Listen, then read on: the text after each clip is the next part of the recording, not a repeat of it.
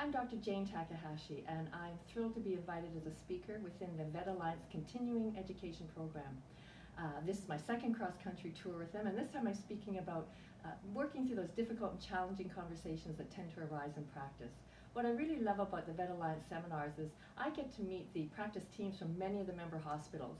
And obviously with communication, there's never a single successful approach to any situation. So to have the discussion between practices, shared experience makes for a much richer learning experience.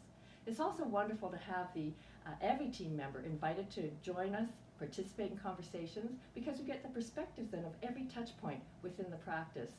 So again, as I say, I've been seeing a lot of the country, big communities, small communities. I know it's always the intention of Vet Alliance to get to as many member practices as possible, provide the CE that you look for across the country.